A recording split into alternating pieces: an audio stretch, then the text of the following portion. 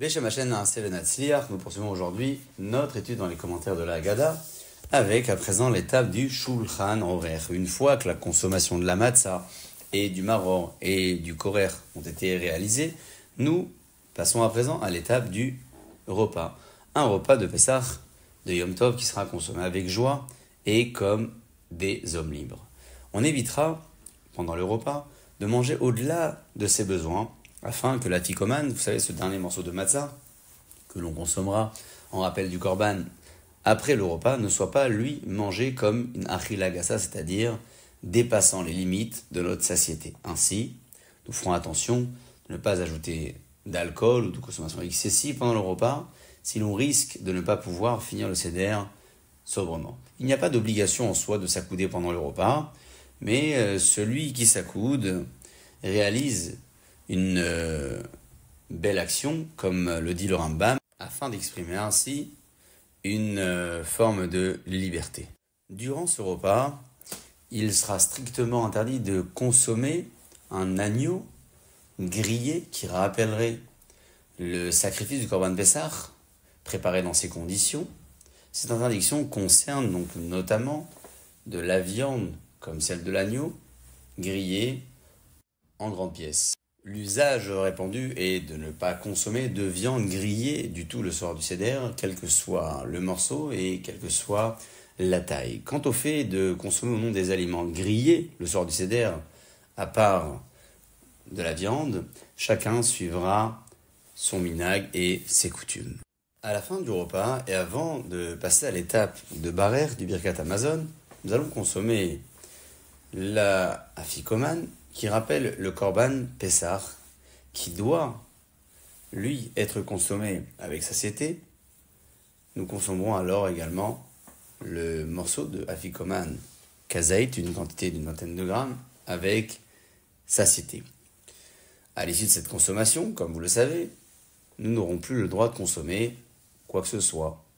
Il sera permis notamment de boire de l'eau ou de l'eau gazeuse, mais pas de consommer d'autres aliments, à part les 2 derniers verres des 4 coupes de vin qui nous restent pour la fin du seder. Pour quelle raison est-il impératif de ne rien manger après la fikoman pour garder le goût de la matzah? Le Rav Shlomo Kluger répond qu'il est écrit que la mitzvah de raconter la sortie d'Égypte s'applique ba'avour-zé.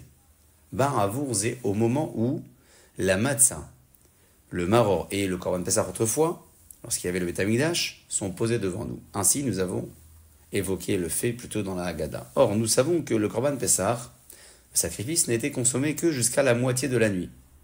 S'il en est ainsi, comment se fait-il que la mitzvah de raconter la sortie d'Égypte soit en vigueur tout au long de la nuit, alors que après le Hatzot Laïla, après le minuit, il n'y a plus les 3 aliments qui sont la matzah, le maror et le sacrifice, puisque le sacrifice a déjà été consommé. C'est pour cela que nos sages nous disent qu'il ne faut rien manger après le Korban Pessah, après le sacrifice. Et pourquoi? Afin que celui-ci reste tout de même posé devant nous avec son goût et sa saveur qui continue à persister dans notre bouche. Nous allons nous aussi, à la fin du repas, consommer ce bout de matzah, appelé la fikoman, en rappel au Korban Pessah, que l'on gardera, nous aussi, en bouche, sans consommer quoi que ce soit après lui. Expliquons à présent les autres raisons de la fikoman. Le Maharal, selon le Rambam, dit que de la même manière que le Korban Pessah était mangé en fin de repas après avoir bien mangé et sans rien goûter, d'autres après, afin de garder le goût, du Korban, nous agirons de même pour la matzah, et en la mangeant, nous appliquerons la mitzvah. Le Rosh, quant à lui, précise que nous la mangeons en souvenir du Korban Pessah, c'est pourquoi nous la mangeons dans les mêmes conditions, à savoir à la fin du repas et en étant déjà rassasiés. Nous avons toutefois déjà été acquittés de la mitzvah de la matzah. Le Rashbam, quant à lui, écrit que nous la mangeons en tant que matzah de mitzvah, car à l'époque du Beth Amikdash, c'est à ce moment-là qu'on l'a mangé avec le Korban Pessah. C'est pourquoi, même sans le Korban, nous conservons la mitzvah de la consommer à la fin du repas. Le Shulchan Aruch dit que nous ne disons pas de beracha sur la fikoman. Et sur place, le Mishnah Berurah se propose selon les dires du Rosh évoqués plus tôt, en rappelant que cette consommation n'a été exigée que pour se souvenir du sacrifice du Korban Pessah, raison pour laquelle, selon lui, il n'y a pas de beracha, de bénédiction particulière à réciter avant de la consommer, comme ce fut le cas pour la matzah, puisque la matzah était, elle, une consommation d'obligation, raison pour laquelle une beracha avait été instituée avant sa consommation, plutôt le soir du seder. Celui qui a consommé malgré tout d'autres aliments après la consommation de la ficomane, ou encore celui qui l'a rejeté et qui n'a pas réussi à la garder en lui, devra, oui ou non, consommer à nouveau un morceau d'afficomane.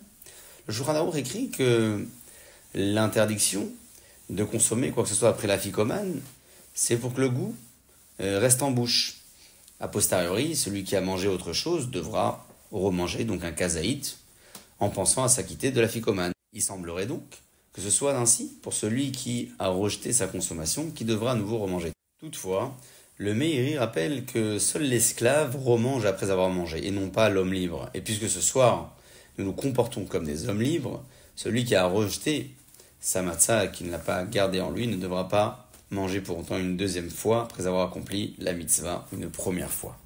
La ficomane est souvent au centre des animations du soir du Seder de Pessah. Certains ont l'habitude de la cacher, de promettre des cadeaux aux enfants s'ils la trouvent.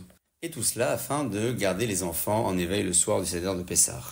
À ce sujet, un soir du Seder de Pessah dans la ville de Krakau au XIXe siècle, le Rav Shimon Sofer demanda à son père, le Ktav Sofer, la raison pour laquelle il y a un usage répandu dans les foyers juifs le soir du Seder de voler la matzah, la afficomane, de la main des enfants pour la cacher. Et le papa ne lui a pas répondu à sa question. Une demi-heure plus tard, son père lui répond en lui disant « Tu sais, lorsque tu m'as posé la question, j'aurais pu te répondre rapidement. Mais j'ai souhaité à ce moment-là que tu acceptes de réaliser le minhag, la mitzvah ou toute autre pratique ancestrale qui s'est installée dans le temps sans pour autant avoir de raison et d'explication. Je vais à présent te dire pourquoi est-ce que l'usage répandu aujourd'hui est de voler la matzah, la ficomane, pour la cacher et ainsi promettre aux enfants des présents s'ils la trouvent. Tout au long de la sortie d'Égypte, le peuple d'Israël a bénéficié de miracles. Pour chacun des miracles, un rappel est fait, tant dans la Haggadah ou dans les mitzvot de la soirée du Seder. Pendant la phase de la libération, la Torah précise que les chiens n'ont pas à aboyer. Or, comme vous le savez, il n'y a pas d'action ou de rappel à ce grand miracle. Et dit le Ktav Sofer à son fils, lorsque une personne choisit un lieu de résidence, on lui suggère, comme les sages du Talmud le disent, de ne pas habiter dans une ville où les chiens n'aboient pas. Puisque lorsque les chiens aboient, les foyers sont protégés des voleurs. Le soir du Seder de Pessah, lorsque les chiens n'ont pas aboyé, il y avait donc une forte possibilité d'être cambriolés, forte possibilité d'être volés. Nous rappelons donc cette phase du miracle de la libération, dit le papa à son fils, en volant symboliquement la matzah des enfants, en la cachant pour les garder éveillés bien entendu, et pour leur rappeler, et nous rappeler également, ce miracle de l'aboiement des chiens, et surtout du fait que Akadosh Baruch Hu vous impose tout au long de la soirée de réaliser des actions et de raconter dans les moindres détails la libération d'Égypte. Une fois que la ficomane a été trouvée, par les enfants ou par les adultes, on en coupera un bout pour chaque convive et on complétera la mesure nécessaire donc du kazaït d'une vingtaine de grammes avec d'autres matzot avant de la consommer. A priori, on mangera à ce moment-là 2 kazetim de matzah, un en souvenir du sacrifice du Korban Pessah et l'autre en souvenir de la matzah qui était consommée avec lui. Celui qui ne peut pas mangera qu'un seul kazaït. La ficomane se mangera en étant accoudé et sans aucune beracha. Celui qui a oublié de s'accouder et qui n'a pas encore fait le birkat Hamazon, s'il le peut, devra remanger en s'accoudant une nouvelle quantité de kazaït. S'il a déjà fait le birkat Hamazon, il n'aura pas l'obligation de se laver les mains à nouveau pour la consommer une nouvelle fois.